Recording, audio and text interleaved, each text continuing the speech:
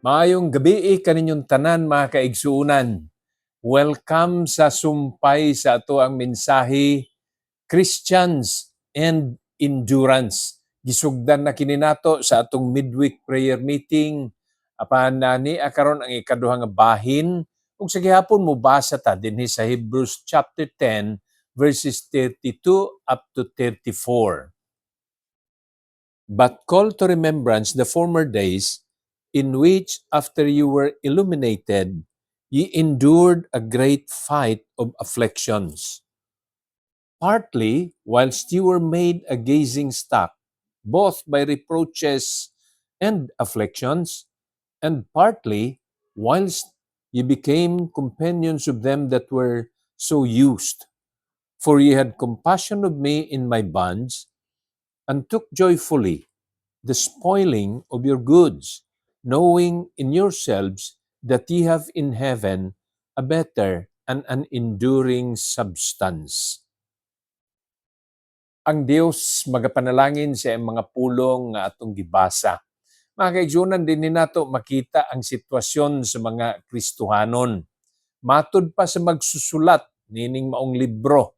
Ang Hebrews nagaingon ng uban nga posible kay Apostol Pablo. Alang kanako kay di man gyud nato makita dinhing iyang pangalan, atong ingnon nga ang magsusulat kung kinsa man nahimong kabahin sa iyang ministry ug sa iyang kinabuhi ang pag-agi ug mga pagsulay ug mga gibug-aton sa ministry. Mga kaigsunan, hinumduman gayud nato kini pag-ayo nga sa ministry dili ni hayahay, dili ni lingaw-lingaw, dili kini usa ka buhat nga makaya lamang nato kung wa ug di nato makauban ang atong Dios. Dinhi sa atong nabasa karon sa unang tulo ka verses kay mupadayon man ta sa itong pagtuon sa verse 35 and then ultimately sa verse 36, makita nato nga bisan mismo si Apostol Pablo ginaduaw og mga discouragement tungod sa mga gibug-aton nga iyang ginaagian.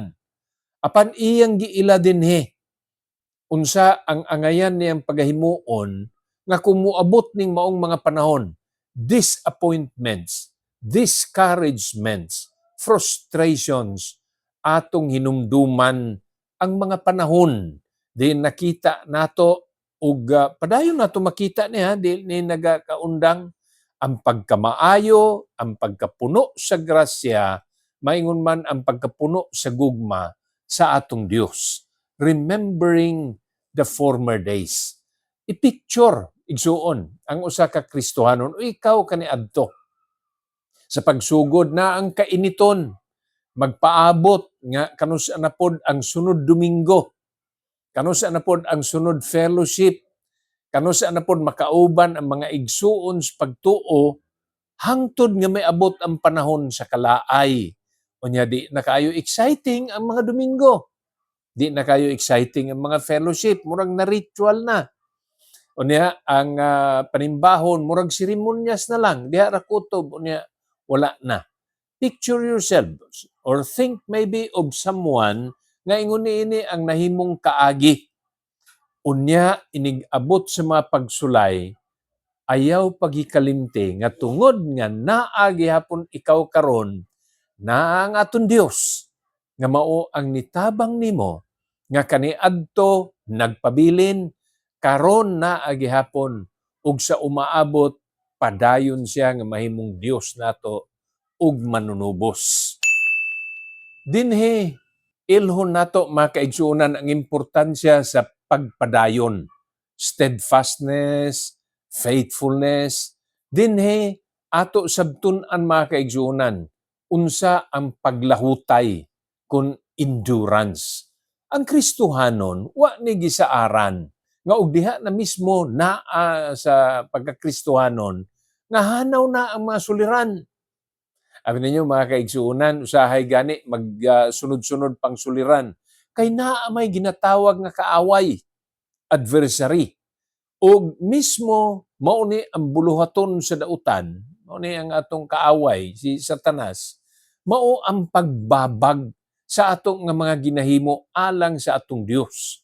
Mao nang karon pahinumduman kita nga mo padayon. Now look at the next verses. Sa verse 33, ang mga afflictions, ang pulong affliction, mo ang pagsakit nga nag-abot. Pwedeng magkasakit ka, pwedeng sakiton ka, pwedeng i-persecute ka, mo ang mga afflictions. Ug basahon nato pag-usab, nagaingon din ye were made a gazing stock, both by reproaches and afflictions. Mahimo ka nga katawanan. Mahimo kang pwede pod nga tinamay pero katawanan ang ginakatawan ka o ginabiay-biay ka sa mga katawhan.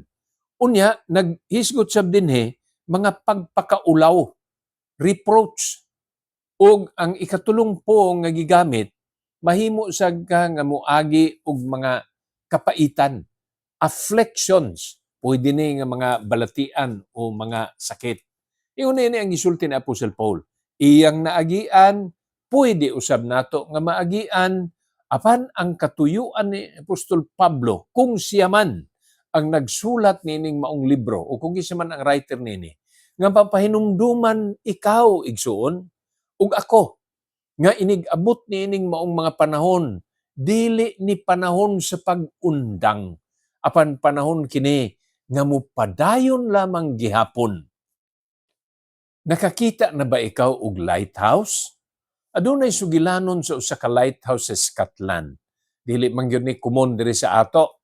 Pero dito sa Scotland nga ang maong lugar perming ginaduaw og bagyo. Unya nahimo pud ni nga ang pamangod, United Kingdom nahimo man ni nga island kingdom. O na dihang Scotland, na dihang Ireland, na dihang England, kinahanglan sab sila didto og mga lighthouse. Unya adunay usa didto ka lighthouse nga kapin na 50 ka tuig way palong-palong ang suga. Unya gipangutana, ngano man imo man gyud na nga pasigaon pirmi ang imuhang suga? Ug nag-ingon ang watchman kadtong tigbantay didto sa lighthouse. Ingon siya, kung palungon nako ang akong suga, tingalig adunay mga barko nga mabangga, masaag, o may adto sa kadautan. That is true. When we do not make our light shine for Jesus, many people will be blinded by the works of Satan. Many people would go to hell, never knowing that Jesus is the only way, the truth, and the life. Kita mga kaigsuunan, mga lighthouse kita. Padayon nato nga pasigaon ang atong suga aron nga makita nila nganhi nato ang kamatuoran nga ang Dios na higugma sa kada tao, apil ang kanang nagapaminaw, apil kanang mga nabutahan sa kamatuoran. Gusto ang Dios nga sila usab makadungog ug makabaton sa iyang ginatanyag nga kaluwasan. Psalm chapter 51 verse 12. Restore unto me the joy of thy salvation, and uphold me with thy free spirit. Ang sulti dinhi ni Haring David, ibalik nganhi kanako ang kalipay sa akong kaluwasan. Muna ang matuod mga kaigsuunan, nga kining maong verse, nagasulti lang, nga kita isip mga tao, bisan nakabaton na sa gisaad nga kaluwasan.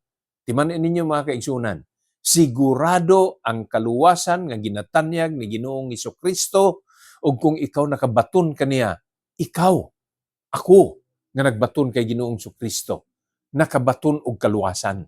Naa ikaw og naa ako'y kaluwasan. Di ta nga maulaw nga musulti ni ana.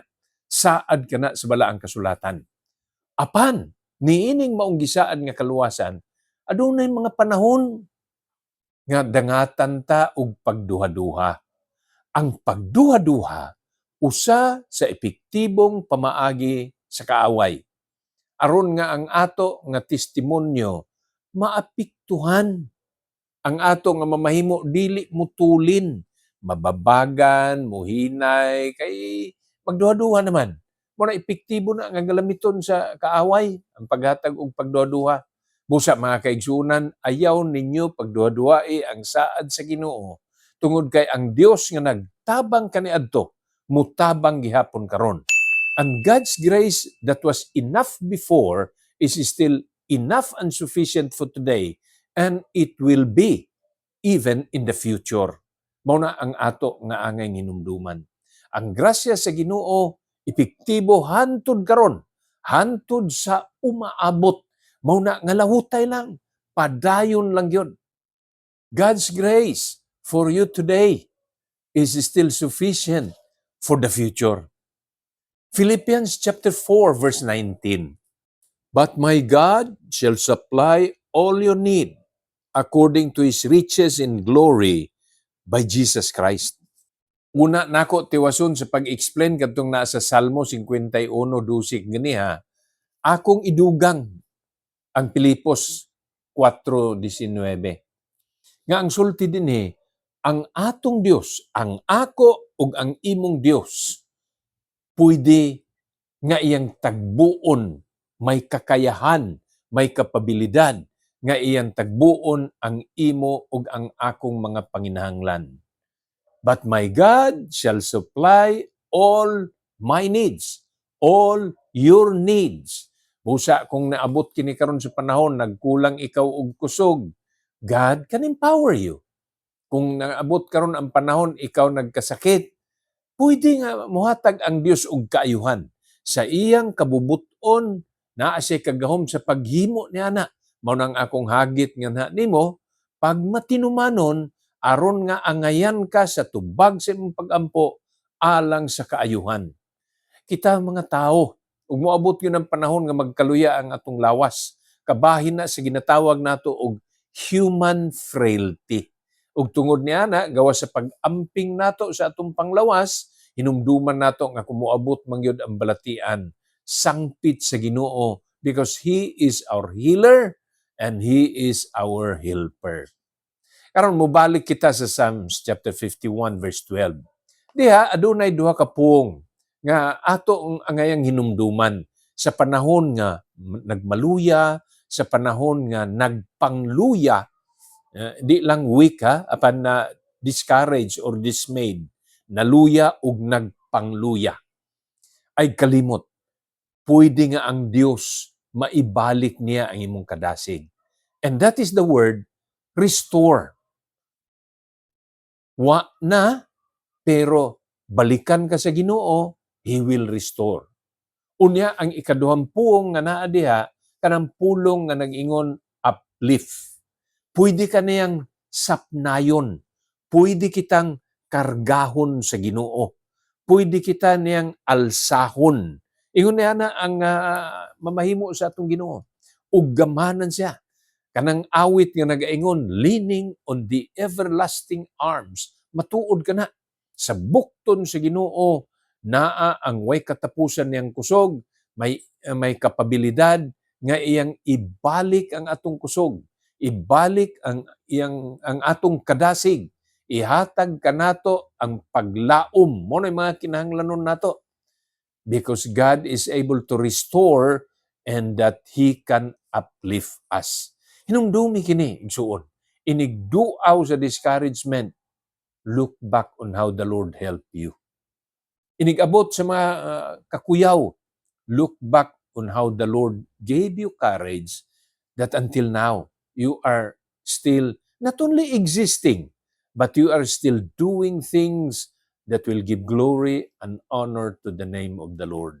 Busa, isummarize lang nako, kining unang bahin sa mensahe o ikaduhang bahin sa mensahe, endurance and Christians, unta makita nimo nga duawon man ta og pagpangluya, duawon man ta og pagduha-duha, duawon man ta og mga mabug-at nga suliran, apan dangup sa Ginoo, padayon lang kay ang Dios adunay kapabilidad to restore and also to uplift you. Sa pagtapos, akong idugang kining 2 Timothy chapter 1 verse 12. For the which cause I also suffer these things. Nevertheless, I am not ashamed, for I know whom I have believed, and I'm persuaded that He is able to keep that which I have committed unto Him against that day. Mga kaigsunan, dili nato malalis. Nga dinhi, nagaagi si Apostol Pablo og mga pag-antos. Dunay uban nga iyang na-mention sa iyang sulat sa mga taga-Korinto. Ingon siya na ay thorn in the flesh, tunok sa unod. Dili man kaayo klaro og unsa na, pwede nga naa siya sakit nga ginabati, pwedeng naa siya suliran nga ginapasan, pwedeng adunay marka ang iyang lawas tungod sa pag-antos, lain-lain. But thorn in the flesh ang iyang sulti. And it cannot be denied that the Apostle Paul, while writing this chapter, writing this book, is in pain and is suffering. Apan ang iyang sulti, mupadayon gyapon siya. Bisan kung naa siya pag-antos, for the which cause I also suffer these things. Mao na ang iyang ginasulti. Og ingon siya, wala ako naulaw. I am not ashamed. Tungod kay ingon siya, ako nasayod. That is the confidence that the Apostle Paul has. Na siya'y pagtuo, na siya'y kumpiyansa nga ang Dios nga iyang gitugyanan sa tanan, iyang kinabuhi, iyang kaugmaon, iyang kaluwasan. Ingon pa si Apostol Pablo, and I'm persuaded that He is able to keep that which I have committed against that day. Ang ipasabot niya na, inigbalik ni Ginoong Sukristo. Kanang adlaw manggod nga ginaatangan o ginakuyawan na manggod ng panudya, na manggod ng judgment, na ng hukom. Ang Kristohanon di na hukman, maimpyerno ba siya o dili. Kay karon sayod na kita ang Kristohanon paingon gyud sa langit. Apan nasayod ta nga ang atong mga binuhatan muagi gihapon kana og mga pagsulay. Og nasayod sabta nga nay ubang mga tawo moingon, tinuod ka, mubalik pa ka sa Ginoong Sukristo. Tinuod ba ka nga adunay Dios sa langit? Kanang mga butanga, way pagduha-duha, giila ni Apostol Pablo nang iyang gisaligan ang Dios nga iyang gitugyanan sa tanan. Makahimo og dili mo pakya sa iyang gisaan. Hantod na inigbalik pag-usab ni Ginoong Jesucristo. Do you have that faith? Can you endure? Will you continue serving the Lord? Kung naa ka niya ng maong pagtuo ni Apostol Pablo, makaingon usab ikaw, ako nagbaton niya ng maong pagtuo, unya mulahutay gyud ko. Mupadayon gyud ko. Kristohanon, ikaw ug ako igsuon sa pagtuo, mupadayon ta. Dili na aron makabot nato ang kadaugan. Gisaad na. Ang ato na lang, labaw tang mo paduol sa Ginoo. Kay kadaugan yun ang atong kapaingnan. Padayon igsoon. It's about faithfulness when you speak about endurance. Ang Dios magapanalangin ka naton tanan. To God be the glory and shalom.